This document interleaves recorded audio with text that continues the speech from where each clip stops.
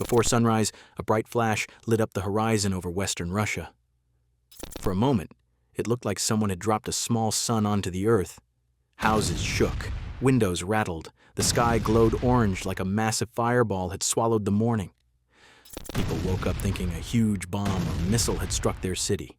But the truth was far stranger. This massive explosion wasn't caused by jets or tanks or anything large at all. Instead, it came from 8 small drones that cost less than what a big country spends in a few seconds. This is the story of how Ukraine used tiny machines, clever thinking, and perfect timing to destroy a Russian oil depot worth billions, and how Russia never saw it coming. The mission began quietly in the dark. 8 Ukrainian drones flew low through a Russian river valley only about 200 meters above the ground. They weren't using GPS or radar. They weren't sending out any signals. They were flying almost blind using simple barometric sensors and terrain maps. Think of them like flying submarines, feeling their way forward without ever announcing they were there. For 50 kilometers, the flight went smoothly. No radar hits, no alarms, nothing unusual, but the quiet didn't last. A Russian Mi-24 attack helicopter was flying an unscheduled patrol nearby. The helicopter crew didn't see the drones, but they heard something strange. The faint buzz of tiny engines bouncing off the hills. Curious and alert, the pilot turned toward the noise with weapons ready. He didn't know it yet, but he was about to join one of the strangest and most uneven aerial battles of the entire war. Meanwhile, back in Ukraine, the drone operators saw that things could get dangerous fast. So they activated a secret part of the mission plan. They fired 2 Neptune missiles toward Russia, but these missiles weren't meant to hit anything important. Their whole purpose was simple: distract the Russians. The first Neptune missile shot straight up into the sky, climbing higher and higher until it showed up on Russian radar like a giant flashing sign. Russian air defense systems locked onto it immediately. An S-400 battery fired 2 interceptor missiles and blew the Neptune apart in a perfect burst of smoke and fire. The Russians cheered. They thought they had stopped the attack before it even began. But they were wrong. The first missile was only a decoy. The second Neptune missile stayed extremely low, skimming over the ground, jumping between hills, and popping up onto radar for just a split second before diving again. It was playing hide-and-seek, and it worked perfectly. Russian radar operators stayed glued to the bright signal, waiting for it to reappear while completely ignoring the 8 small drones moving steadily toward their real target. The drones kept flying until one moment of bad luck changed everything.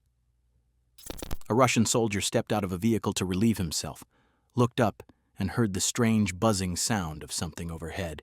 He didn't know what it was, but he reported it immediately. Within 30 seconds, Russian command had triangulated the line of flight. They now knew 8 objects were heading toward a key pipeline and oil depot.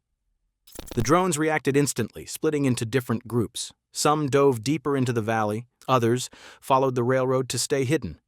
2 stayed high on purpose, acting as decoys so the others could slip away unnoticed. Then the Russian helicopter arrived.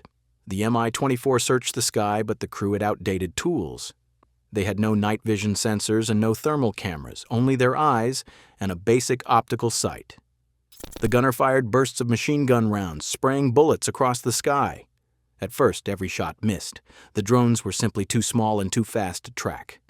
After wasting 400 rounds, the helicopter finally hit one drone. It spiraled downward and crashed. 1 drone was down, but 7 were still moving. Soon the drones reached a bridge. It was too low to fly under and too sudden to go around. All 3 drones in that group popped up over the bridge at the exact same moment. The helicopter pilot saw them instantly. This time, he didn't use bullets. He fired a burst of S-8 rockets meant for tanks, not drones. The explosion was huge. 1 drone was blown apart instantly. Another was badly damaged and crashed, but the 3rd drone survived, dove back into the hills, and escaped. While the helicopter was burning through fuel and ammunition, the 2nd Neptune missile made its final move. It suddenly climbed back up into radar view. Russian operators were shocked to see it reappear so close to the oil depot. A Pantsir air defense system fired 4 missiles to destroy it. The sky lit up in a massive fireball as the missile exploded. Russian crews cheered again. They believed the threat was gone. What they didn't realize was that every radar, missile, and gun was now pointed south, toward the explosion, and that was the moment the real attack arrived. From the north, drones 6, 7, and 8 slipped toward the oil depot completely unseen. Russia finally reacted by launching another helicopter. This crew was wiser. They switched to infrared, hunting for the warm glow of the drone's engines. Their machine gun bursts hit Drone 6, causing it to wobble and descend, but it didn't crash. Drone 7 dodged frantically, moving in random directions. Drone 8 flew straight ahead toward the target, unnoticed. Russian troops on rooftops tried firing heat-seeking missiles, but they ran into a problem. Drones run cool. Their engines don't glow like jets or helicopters. 3 missiles shot into the sky and immediately went off course, unable to lock onto the drones. They exploded uselessly in the forest. A 4th missile finally exploded close enough to damage Drone 8, but it still pressed on toward the oil tanks. Now the final stage of the attack began.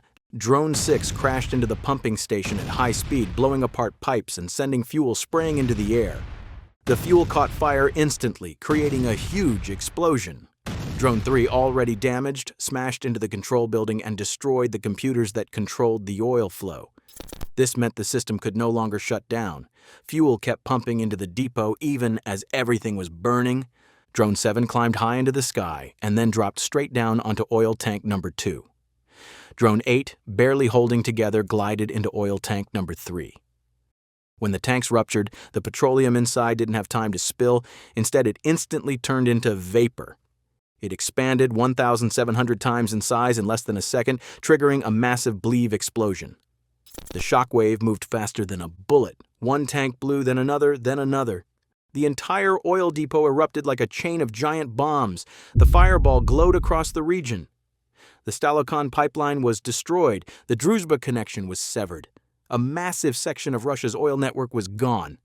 And it all happened because of 8 small drones that cost almost nothing compared to the billions in damage they caused. Ukraine didn't need tanks or jets.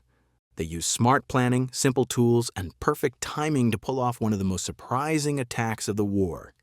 In the end, this strike showed the world something important. The future of warfare won't be dominated by big and loud machines. It will be shaped by small, clever, silent tools that can slip past even the strongest defenses. And sometimes, the biggest explosions come from the smallest weapons.